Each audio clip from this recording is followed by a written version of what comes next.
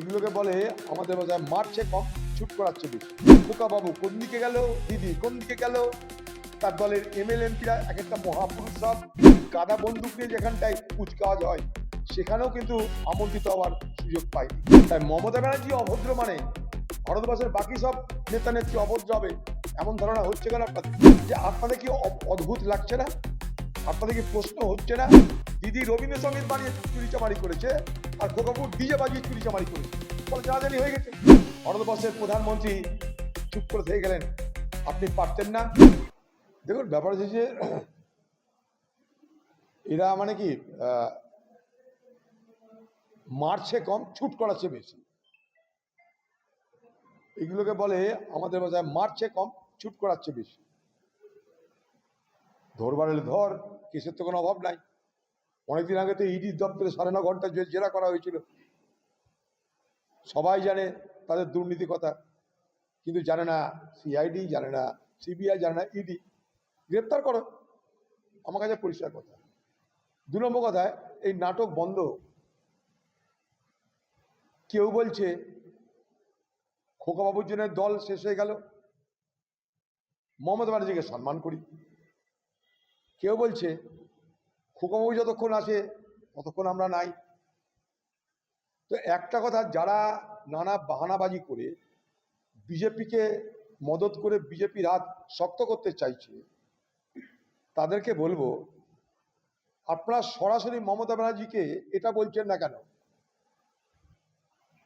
যে আপনি খোকাবাবুকে সরিয়ে দিন, আপনি আমাদের নেতৃত্ব দিন, আমরা আপনাদের এগোবো। আমরা না বিধানসভায় না লোকসভায় কোনো বিরোধী দলের মর্যাদা পাওয়ার জন্য আমরা চিঠিও করব না, চেষ্টাও করব না, দরখাস্তও করব না। একথা কিন্তু কেউ বলছে না। মজার জিনিস দেখুন, সবাই বলছে খোকাবাবুর জন্যে তাদের মানিজ্যত গেছে, খোকাবাবুর জন্য তারা হেরেছে, কিন্তু একথা বলছে না তারা যে মমতা ব্যানার্জির নেতৃত্ব দিক, খোকাবাবুকে সরিয়ে দিক। আমরা সবাই মমতা ব্যানার্জির অধীনে রাজনীতি করতে চাই এবং বিধানসভা লোকসভা সব জায়গাতেই আমরা যা করেছি সেখান থেকে ফিরে, সেখান থেকে বেরিয়ে আবার তৃণমূলের পার্টিতে মমতা ব্যানার্জির নেতৃত্বে চলতে চাই। একথা কিন্তু কেউ বলছে না। এই ঢপের কীর্তনটা বাংলায় বন্ধ। আর এগুলো কোথা দিয়ে বাংলার বাকি সমস্যা থেকে কারোর নজর নাই। পানীয় জলের সংকট শুরু হয়েছে, সারের সংকট শুরু হয়েছে, মানুষের রোজগার করার ক্ষমতা কমে গেছে, বাজারে আগুন লেগে গেছে। কোনো আলোচনা আছে? খোকাবাবু কোন দিকে গেল, দিদি কোন দিকে গেল, তার দলের এমএলএ এমপিরা এক একটা মহাপুরুষ সব, তারা কোন দিকে গেল, কোন দিকে হাসছে, কোন দিকে বসছে, কোন দিকে খাচ্ছে, তাই নিয়ে আমরা সব ব্যস্ত। এই রাজ্যের সমস্যা কিছু নেই। আর কোথায় তৃণমূল কংগ্রেস মিলেছে আমি জানি না ভাই। যা জানি না আমি তো আড্ডায় কথা বলতে পারবো না তোমাদের পেপারওয়ালাদের, তোমাদের মিডিয়াওয়ালাদের আলোচনার জন্যে। আমার কাছে কোনো খবর নাই যে কোথায় তৃণমূল কংগ্রেসের সঙ্গে যোগ একাকার হয়ে গেছে, মিলেমিশে। কেউ কারোর সঙ্গে দেখা করতে যেতেই পারে, গেছে। এখন মনে হয়েছে কংগ্রেসে যাওয়ার দরকার, তাই গেছে। হুঁকে পড়ে বিড়াল গাছে ওঠে, জানো সবাই। এখন হুঁকে পড়ে কংগ্রেসের কথা মনে পড়ছে, আমি কি করতে পারি? গেছে। ভারতবর্ষের কংগ্রেস দল, তার নেতা নেত্রী, তারা তো এখানকার নেতা নেত্রীর মধ্যে সংকীর্ণ মনের নয়। তার আলোচনা সকলের সঙ্গে করে, তাই করেছে। এবার কে কোথায় গেছে না গেছে তাই নিয়ে আমাদের মাথা ব্যথা কোনো কারণ নেই। আমাদের পার্টি, সর্বভারতীয় পার্টি, তারা যদি কোনো সিদ্ধান্ত নেয় সেটা সরকারিভাবে সিদ্ধান্ত নেবে। সেটা গোপনে আমি আপনি জানবো আর পার্টি জানবে না, তা তো হয় না। পার্টি জানবে, পার্টি সিদ্ধান্ত যদি কিছু নেয় সবাইকে জানাবে। আমার কোনো ধারণা নাই, আমার কোনো এইভাবে আমার কোনো খবরও নাই। আমার পার্টি এটা বলেও দিয়েছে, এগুলো সব বেসলেস কথা। কিন্তু কেউ কারোর সাথে দেখা করতে পারবে না এমন তো কোনো অচ্ছুত কেউ নয়। এটা পশ্চিমবঙ্গে হতো। আমি এমপি, মুখ্যমন্ত্রীর সঙ্গে কোনোদিন সাক্ষাৎ করার সুযোগ পাইনি।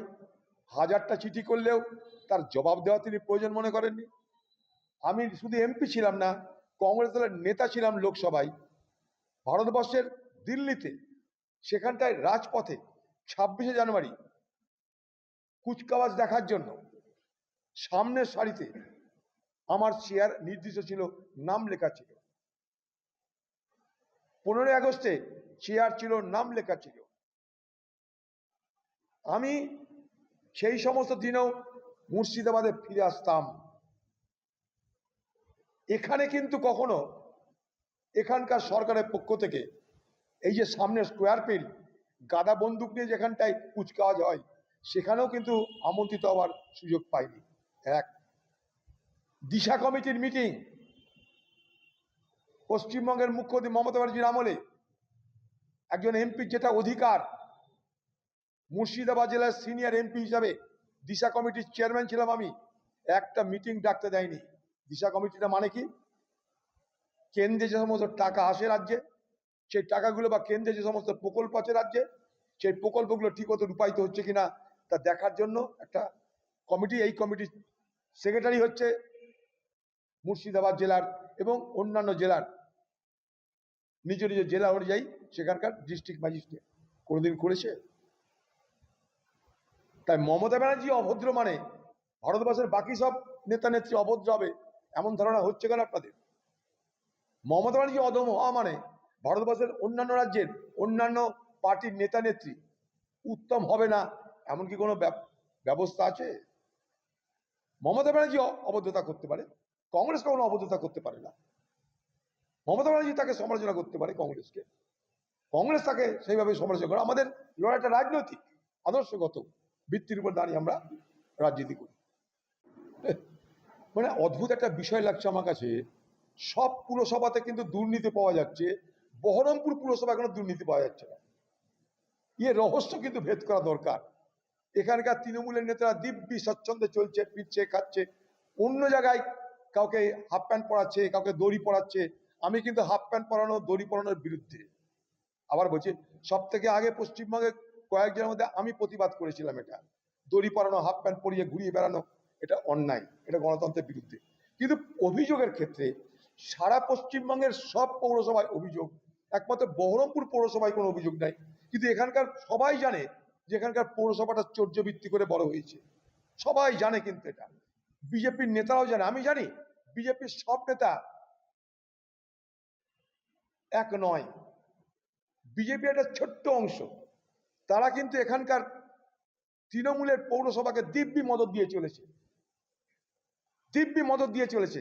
আমি আবার বলছি, বহরমপুর পৌরসভার একটা ছোট্ট অংশের নেতারা যারা ক্ষমতায় এসেছে তাদের মদতে এখানকার পৌরসভা দিব্যি তাদের পুরনো সমস্ত চর্যবৃত্তি, অন্যায়, দুর্নীতি সব কিছুকে ধুয়ে মুছে যেন নিশ্চিন্তে এখানটায় তারা রাজত্ব করছে। এক অদ্ভুত দৃশ্য দেখতে পাচ্ছি। যাদেরকে চাকরি কেড়ে নিয়েছিল ফেরত দেওয়া হয়নি, যাদের মাইনা বন্ধ করে দিয়েছিল তাদের মাইনা ফেরত দেওয়া হয়নি। পিছনে কে?